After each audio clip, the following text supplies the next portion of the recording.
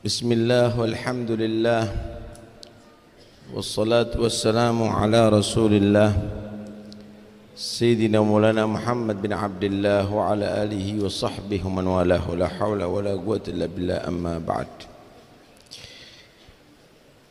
Para habaib, para ulama yang kami hormati, yang kami cintai dan kami taati, mutawalli dharih al-habib al-imam Al-Qutb Al-Habib Hussein bin Abi Bakar Al-Idrus, Habib Hussein bin Hasan Al-Idrus yang saya hormati, hadirin dan hadirat yang dirahmati Allah Subhanahu wa taala.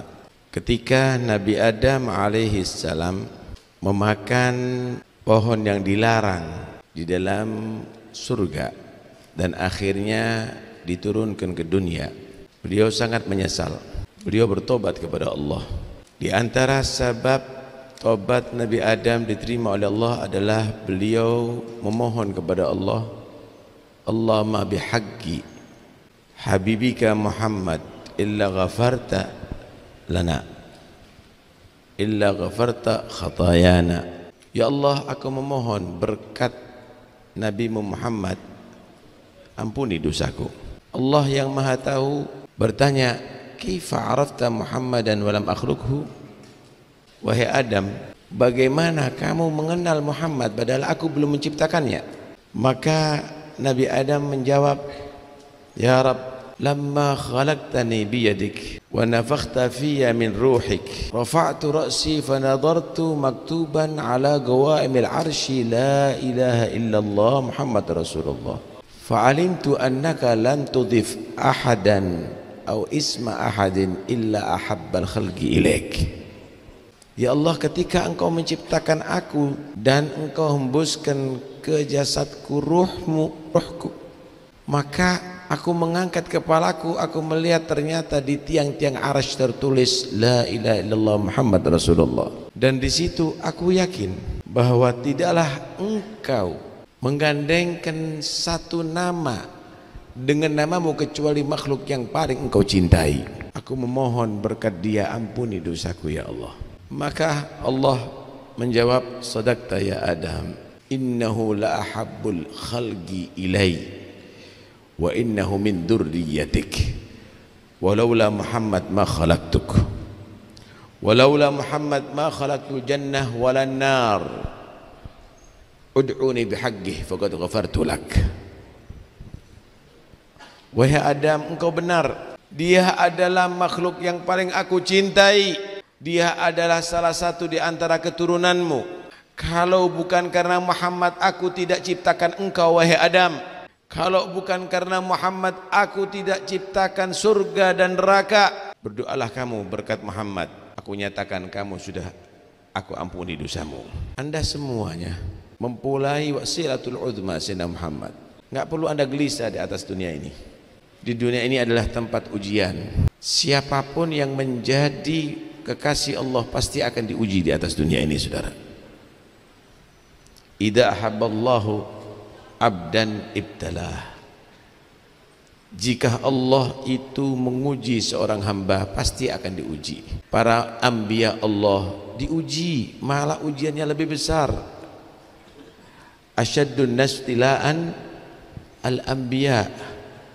Pengikut para nabi juga diuji. Anda lihat bagaimana para sahabat Rasulullah, mereka diuji. Ada yang mereka seperti sahabat Bilal disiksa, ada di antara mereka dibunuh, ada di antara mereka dibakar. Karena itu yang menjadi pengikut Nabi, yang menjadi orang yang beriman, Anda adalah orang yang pasti diuji oleh Allah. Tahukah Anda apa ujian itu?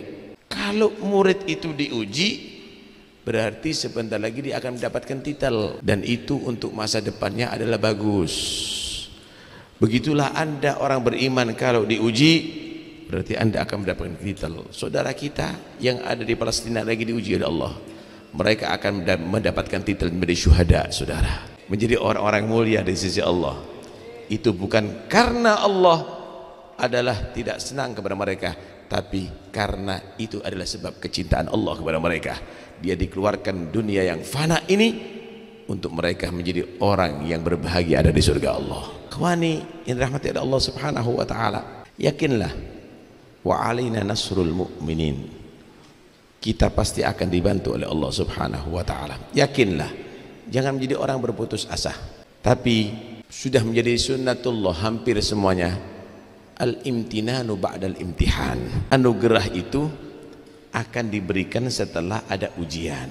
Nabi Muhammad teruji bagaimana 13 tahun saudara diganyang oleh musyrikin al-Arab, ada di kota Mekah dengan berdarah-darah.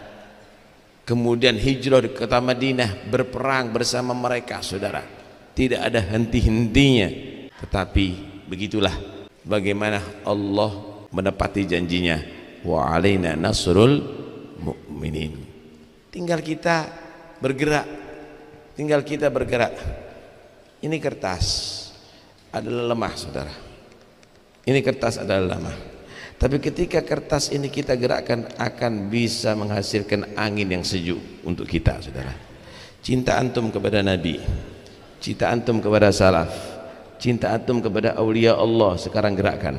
Tawassul kepada mereka, doa kepada Allah berkat mereka semuanya. Hidupkan sunnah-sunnahnya Nabi, tentunya akan berpengaruh insyaallah untuk kemenangan Islam saudara. Kemenangan Islam itu adalah dengan antum taat kepada ajaran Islam. Ada satu hadis yang sering kita dengar dan hafal mungkin kita. Hadis ini Nabi bersabda, as-salatu imaduddin, faman aqamaha faqad aqamad-din, wa man tarakaha faqad hadamad-din. Salat ini tiang Islam, tiang agama. Menegakkan sholat dengan kuat itu berarti menguatkan Islam. Meninggalkan sholat itu berarti meruntuhkan Islam. Orang Yahudi gak akan bisa menjatuhkan Islam saudara, yakin. Orang Nasara tidak akan bisa meruntuhkan Islam. Ternyata yang meruntuhkan Islam itu adalah orang Islam yang tidak sholat saudara. Wa man tarakaha faqad hadamat din. Memang mereka musuh Allah harus kita hadapi. Wa'iddu lahum mastata'tum min quwwah min ribatil khairi turibuna bi aduwallah wa aduwakum. Ya, memang kita harus menghadapi mereka, tetapi kekuatan kita adalah dalam taatnya kita kepada Allah, dalam mahabbahnya kita kepada Rasulullah SAW. Karena itu gawwu mahabbatakum bil habib, perkuat cinta kamu kepada Rasul. Gawwu mahabbatakum bis salaf, perkuat cinta kamu kepada salafus saleh. Kekuatan itu yang akan ditakuti oleh mereka musuh-musuh Islam. Nah, kita semuanya Anda lihat bagaimana itu sholat ada di rumah kita. Pegawai-pegawai kita nggak sholat kita biarin, anak-anak kita nggak sholat kita biarin. Kemenangan itu akan kita dapat kalau kita taat sama Allah dan Rasulullah ya ikhwani. Kalau Anda mengandalkan senjata, kata Habib Hanif tadi itu, mereka punya nuklir, mereka punya nuklir. Kalau Anda mengandalkan cinta Allah dan cinta Rasulullah, Anda lihat bagaimana di perang Badar, senjata minim, jumlah minim, tapi bisa mengalahkan mereka. Kenapa? Kekuatan mahabbah, kekuatan cinta. Buktikan cinta kita, kita aman, kita bisa memakmurkan masjid dengan aman, kita bisa baca Quran dengan sepuas-puasnya. Tapi mana yang membaca Al-Quran 24 jam anak kita tidak kita dengarkan baca Quran, kita tidak pernah prihatin. Mata melotot di TV berjam-jam tapi tidak membaca Al-Quran. Anak kita nggak makan sehari kita nangis khawatir, tapi anak kita tidak sholat, kita tidak pernah khawatir.